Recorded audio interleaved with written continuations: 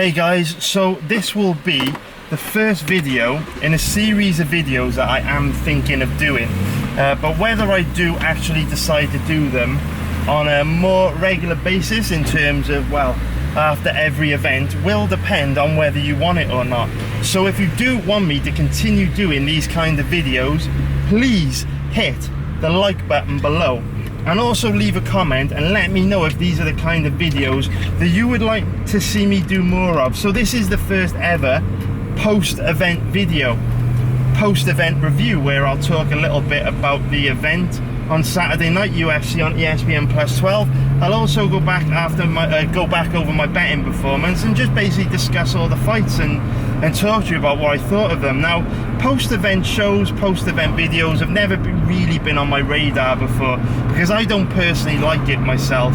I'm one of these guys that as soon as an event is over, I just don't care about that event anymore. I just want to move on to the next event.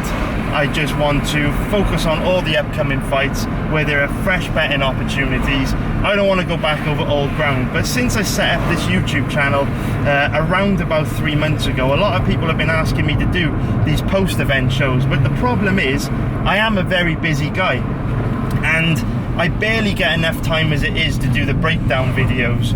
So I thought a way that I could do these post-event videos is every Monday morning after I've dropped a little man to school, while I'm running around doing some errands, I could set a camera up in the car and just talk to the camera, talk to you guys about the previous event, how I did betting, what I thought of the fights, and it would be another video that I could put out at the beginning of each week before I get to the breakdown videos.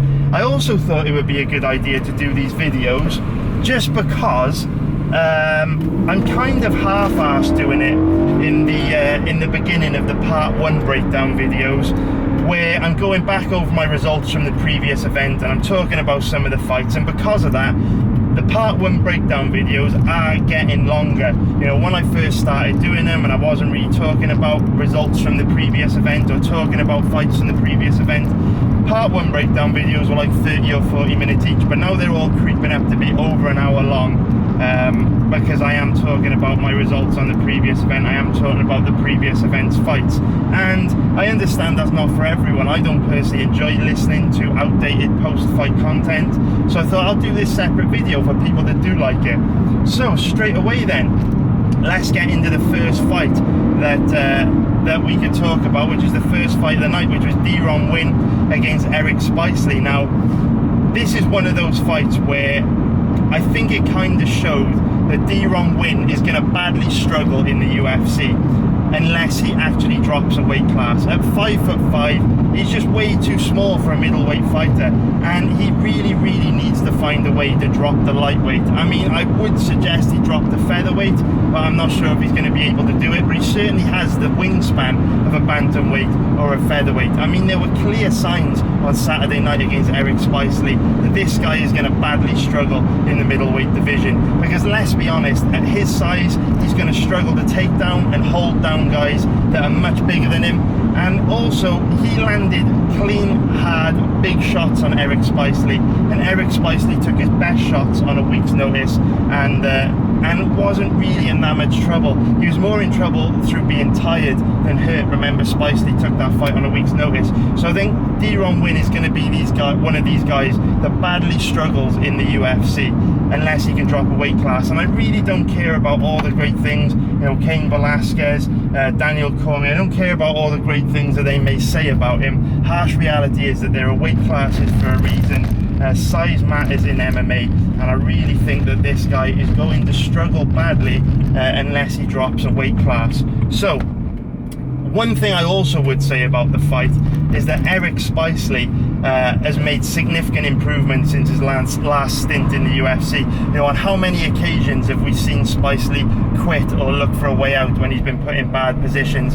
And yet against Deron Winn threw the kitchen sink at him, put him in some really bad positions, had him hurt on a couple of occasions. He was extremely tired throughout the second and third round, but he dug deep and just found a way to keep going, which was absolutely brilliant to see. I thought it was an excellent performance from Eric Spicely. So that was that fight, and yeah, I think Darren Wynn's going to struggle unless he starts to drop some weight classes. And I'm not talking about welterweight. I think that, you know, the top 10, 15 welterweights or middleweights in the world would just absolutely destroy Darren Wynn. He's just too small at 5'5" for that division. I think Saturday night showed that. So then the next fight on the card was Molly McCann against Ariane Lipski. Now, I was super high on Ariane Lipski when she came into the UFC. I felt that she had all the skills required to be a potential champion because she looked amazing in KSW. In KSW, she was running through girls. She was fast, explosive, she was powerful. But since coming into the UFC, she's just looked very flat. She struggled against Joanne Calderwood. She also struggled on Saturday night against Molly McCann. Now, when she looked bad in a UFC debut against Calderwood, I just put it down to octagon jitters. And I thought that, you know, after a few fights, she would get back to her strengths and kind of find her feet and be back to her best like we saw in KSW. But that wasn't the case at all. Again, on Saturday night against Molly McCann, she looked flat. She just not explosive, not aggressive, definitely not the same Ariane Lipski that we saw in KSW. And obviously I don't want to accuse anybody of doing anything naughty or taking performance enhancing drugs, but I mean, let's be real, everyone in KSW is juiced to the gills. So if Ariane Lipski was looking fast and explosive and technical in KSW, and now she looks very flat and lethargic, I mean, you know, you've got to question if she did build a career on PEDs or what else has changed, what could be causing her to look so poor in the UFC compared to how she looked in KSW. But take nothing away from Molly McCann. Molly McCann looked absolutely great. I feel like it was by far Molly McCann's best performance of her career. And in the breakdown video for that fight, I was quite critical of Molly. You know, I said that she lacked the power in her strikes to hurt her opponents.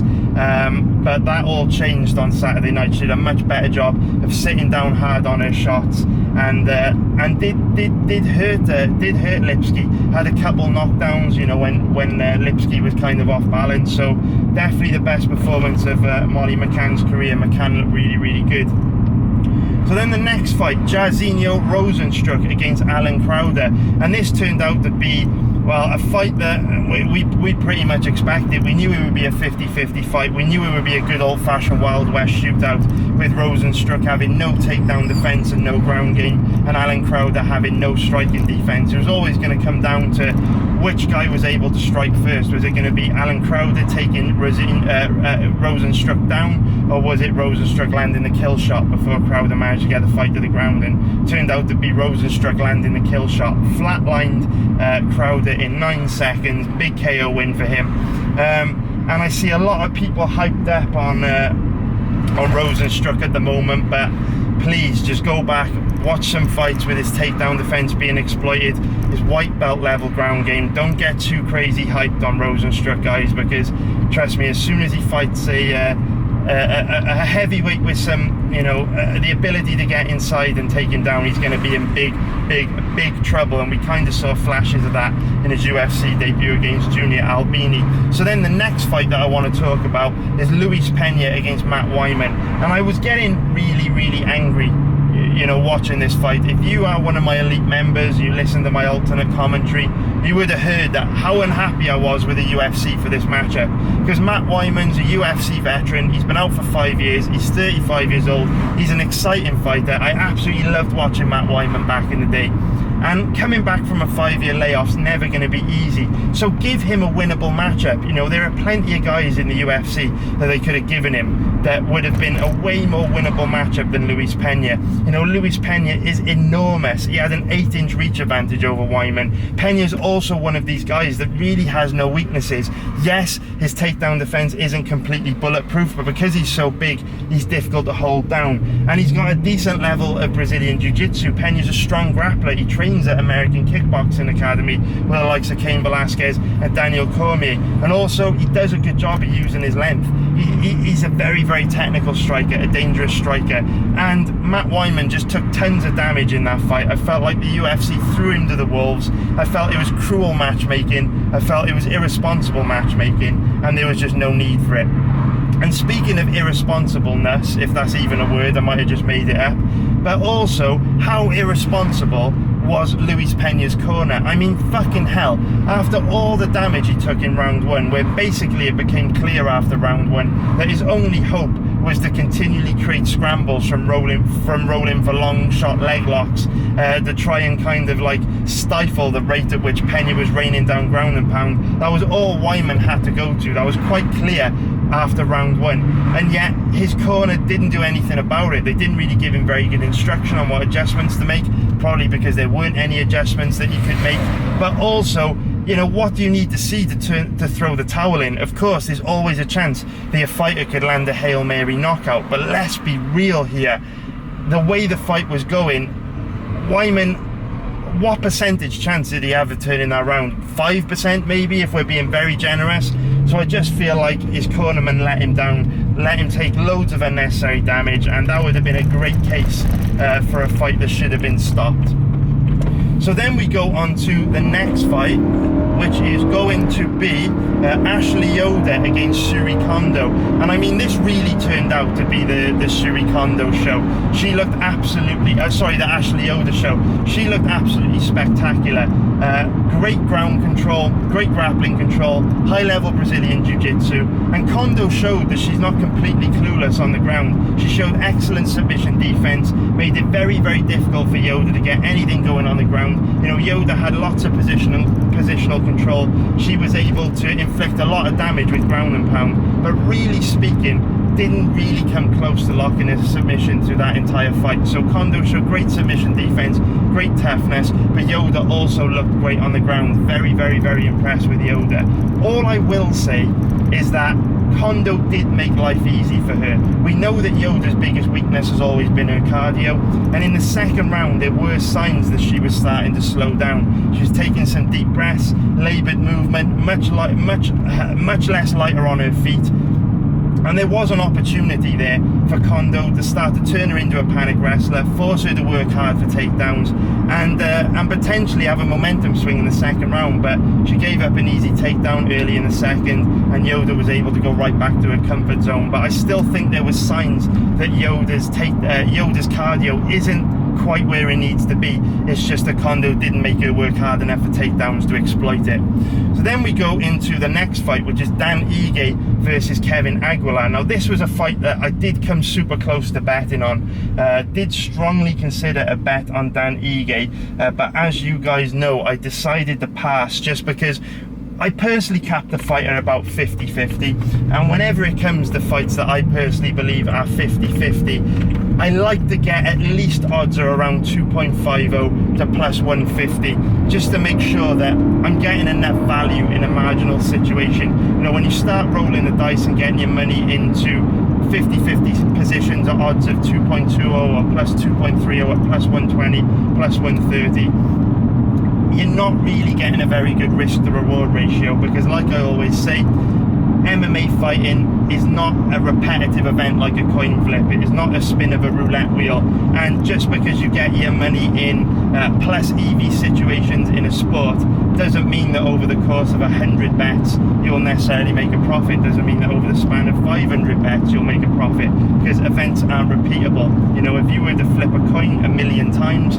you would expect the outcome to be roughly 50-50, probably not exactly 50-50, maybe 45%, 55%, you know, maybe 52%, 48%, but pretty close to 50-50, which means if you're constantly getting your money into these plus EV situations, theoretically you should be able to make a long-term profit. But that's not guaranteed with sports betting, because no fight will ever be repeated under the same circumstances, in the same arena, in the same time zone, with the same fighters at the same stage of their career. So it's really, really important to make sure you're getting a good amount of value on the odds. So for that reason, if ever I cap a fight at 50-50, I want 2.50 plus 150 on the odds at least, and we didn't get there with Ige. He floated around 2.20 to 2.30, which is plus 120, plus 130 all week. So that's why I passed on Ige.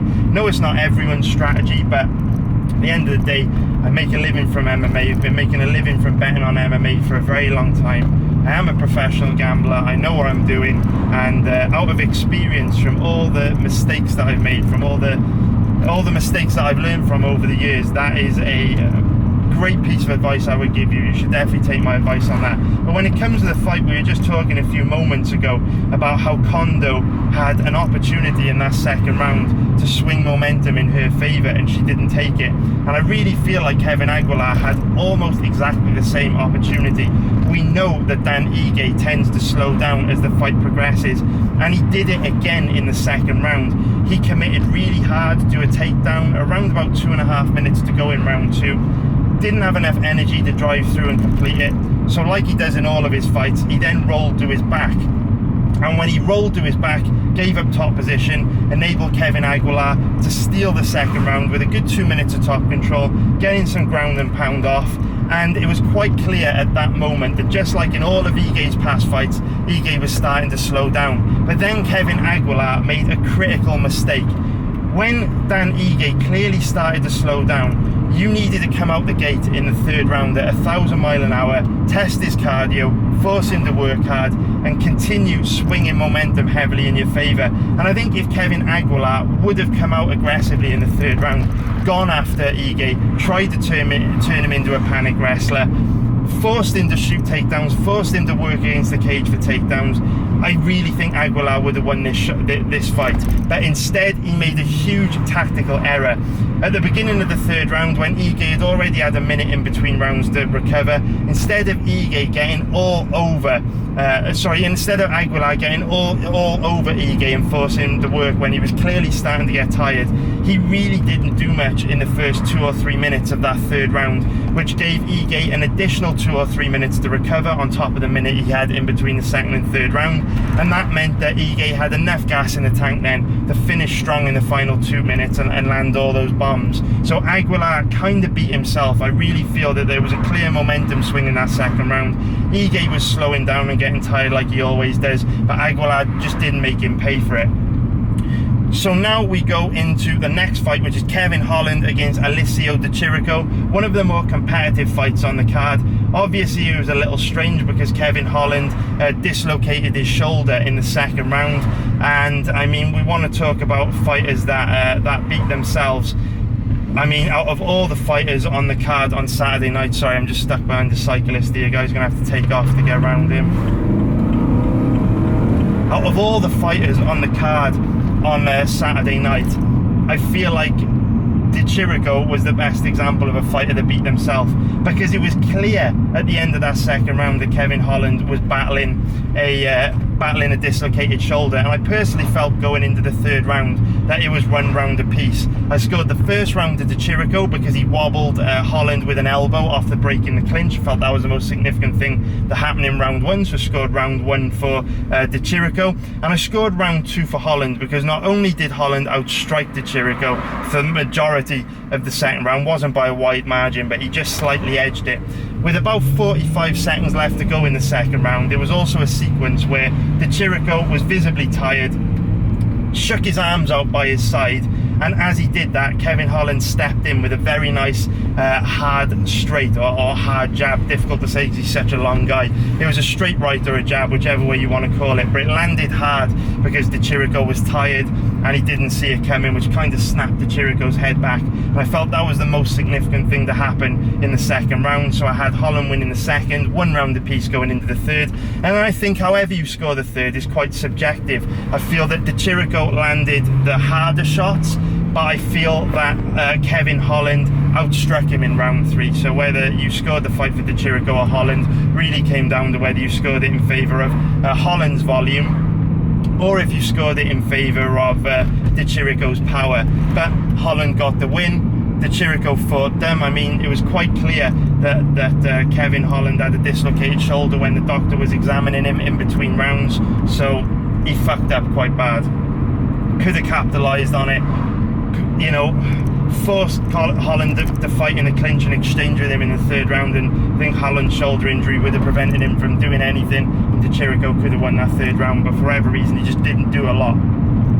Then the next fight, Andrea Lee against Montana De La Rosa, and I mean, in the breakdown video for this card we spoke a little bit about the fact that Andrea Lee has been improving at such a rapid rate, and my god did she show it in this fight.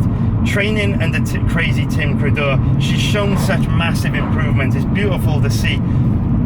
Andrea Lee did a really good job of making sure that every time Montana De La Rosa shot a takedown in this fight, she maintained balance and did a really good job of stepping the takedown well enough to get her back tight to the cage so she could then use the cage to stand back up and wall walk. She did a great job of that, and Andrea Lee also did a great job of getting underhooks in play against the cage when defending takedowns, which prevented Montana De La Rosa from dragging her away from the cage and flattening her shoulders out on the canvas, which is a position that, generally speaking, Lee has been quite weak in throughout her career. So Andrea Lee, even though she got taken down a lot, she showed a much better ability to scramble back to her feet, largely through getting underhooks in play early. And I mean, just absolutely brilliant. I thought she did a fantastic job. And speaking of improvements, you know, I know Montana De La Rosa got dominated in the sense that she lost the fight 30-27, but I also thought that Montana De La Rosa showed some absolutely superb improvements in that fight. Her offensive wrestling looked a lot better, and her striking defense also looked a lot better. You know, in De La Rosa's past fights, she's had a tendency to eat lots of clean, hard shots, but she was much lighter on her feet against Andrea Lee. Didn't move her head quite as much as I'd like to see, but she was much lighter on her feet, much better footwork, and did a much better job of slipping a lot of Andrea Lee's shots that she would have eaten clean in the past. And also started to build some head kicks and leg kicks into her game, which we haven't seen from her before. I mean, not a lot of them landed, but the fact she's throwing them shows pretty big improvements. And I mean, she's improving so much in such a short space of time that if she's improving at this rate at just 24 years old, I mean, you go on in De La Rosa, man, she's improving so fast that at just 24 years old, I really think she could be a potential future champion in a brand new division. Obviously, I'm not saying she's going to be beating the likes of Valentina Shevchenko anytime soon. You know, please don't throw her into a title shot, you know, in the next 18 months. What I am saying is she's got a good 6 or 7 years of improving before she hits her prime. So the ceiling is very, very high on Montana De La Rosa. She is one to watch. And now we go on to the next fight, which is a fight between Andre Ewell and Anderson Dos Santos. And you want to talk about, you know, 50-50 Wild West fights like we had with Rosenstruck and Crowder. This was stylistically a very similar sort of matchup where you had, you know, a fighter in Dos Santos, which had a huge advantage when it came to grappling, and a fighter in Andre Ewell that had a huge advantage when it came to striking. And Andre Ewell's striking advantage proved to be the difference on the night. He looked great, fighting out the southpaw stance. He had that left hand cocked all night long, and he just kept walking Anderson Dos Santos onto it and lighting him up with big combinations. Andre Ewell looked absolutely spectacular, and another fighter who is also showing that he's making very, very big improvements from fight to fight, which is absolutely great to see. Love to see fighters improve, or young fighters like him improve, especially when he's had a tough start in the UFC with matchups against, you know, tough guys like Raynan Barao and also Nathaniel Wood. But Anderson Dos Santos also looked good, showed off his toughness, showed off his chin. I just feel like tactically, again, I really do feel like Anderson Dos Santos kind of beat himself, because we knew that he had a really strong advantage on the ground. We knew he was a very strong grappler, and he showed that whenever he was able to get Ewell down, he was able to totally dominate him. And I mean, he was able to pass Ewell's guard like Ewell had never even taken a jiu-jitsu class. He easily mounted Ewell twice in the second and third round, but he spent far too long in the first and second round trying to win a kickboxing match. Didn't really fully commit to any takedowns in the first and second round, kind of only half-ass committed to them. And you can't help but feel that if he really committed harder to getting the fight to the ground in the first and second round, that fight could have played out very differently, because he easily mounted Ewell towards the end of the second and third round when he was able to get him down. And you just think if he would have really aggressively pursued those takedowns early in the first or early in the second, probably could have dominated Ewell from top position, even got a submission win, but just chose to exchange with Ewell and try and contest the fight in kickboxing range far too long, and that's what cost him. But really good performance from both guys. I want to say two young guys. Obviously Dos Santos is 33, so he's not that young, but both guys improving, and they can both take a lot of positives from that performance. So then the next fight that I want to talk about is Randy Brown against Bryan Barberena, and I am absolutely kicking myself over this. If you're a member on my website and you spent any time in my chat room last week, you'll see that I was strongly considering a bet on Randy Brown, and I also spoke a little bit about this on the live stream as well. I did feel that the odds were very wide, but it was going to be a speculative bet if you bet on Randy Brown, because based on past performances, Barberena should have won. But I personally felt that with Randy Brown being so young, not fighting in 12 months, I felt there was a strong possibility that he may have shown up having made significant improvements that we've never seen from him before. So to bet on Brown would have been a speculative bet, but I just feel like Barberena's odds were crazy. Barberena is quite a low level guy, very bad takedown defense, quite a low level ground game. He's also a slow starter and not the most dangerous striker. So I did feel like Randy Brown could win if he made significant improvements, but it would have been a big gamble assuming that he had made those improvements, and it turned out that he did make the improvements. Looked absolutely great, completely dominated Barberena, blew him out the water. And now for the final fight that I want to talk about in today's video is Korean Zombie against Renato Moicano. Hey, what is up guys? So I am having an absolute nightmare. So this is obviously the first time I've ever done a video like this, and my dumb ass thought it would be a good idea to start doing a video like this on one of literally the fewest days in the UK, like only 10 days a year, where the weather is absolutely fucking boiling. It is very, very hot in the UK at the moment. Can't put the aircon on to keep the car cool because it makes too much noise and you wouldn't be able to hear what I'm saying. And also can't keep the windows open while I'm driving around because again there'll be too much background noise from other cars. So while recording the video, my motherfucking camera overheated and decided to turn itself off. Now I have absolutely no idea when it turned itself off, so I do apologize, but during this video there may be some missing fights. The footage might also be scrambled. I don't exactly know how the footage is going to look. So yeah, this video is a bit of a car crash. I'm very sorry, but in future, if ever the weather's really hot like this, instead of using my SLR, I will use a GoPro with an external microphone, so we will never have to worry about this kind of thing happening ever again, and I'll be able to talk to you completely freely without worrying about my camera overheating. Now I don't know which part of the video the camera cut out in, don't know which part of the video the footage would have fucked up in, so what I'm going to do, I'm just going to talk about the Korean Zombie versus Moicano fight again and call it a day. So sorry about the fucked up video guys, but if you want to see more of this type of video without all the fuck ups, without all the mistakes, remember this is my first time, please hit the like button below and leave a comment and let me know that you like these videos. And if you don't like the videos, if I get loads of dislikes or if I get loads of negative comments, I just won't bother doing them. But now I will cover the Renato Moicano against Korean Zombie fight for a second time. So this was the only fight of the card that I had a bet on. My strategy for this card, where there weren't really that many opportunities, where I saw very solid opportunities, didn't see many solid opportunities to gain money into strong positions, I thought it would just be much smarter for me to use my sniper approach and pick one fighter that I felt super confident in, bet big and aggressively on them, and just take a nice, easy, small little profit. And of course, that strategy completely blew up in my face when Korean Zombie death shotted Moicano in like 30 seconds, something like that. And I mean, this fight just goes to show that this is a very tough business that we are in, because it doesn't matter how much you know about the sport. If you're the smartest guy in the world, if you've done 1,000 hours of research, if you've prayed to God, you've prayed to Allah, you've fucking sacrificed sheep, you've kissed babies, you've rescued dogs from burning buildings, doesn't matter what you can do to prepare yourself, at the end of the day, if the dude you bet on gets punched in the face, there ain't a damn thing you can do about it.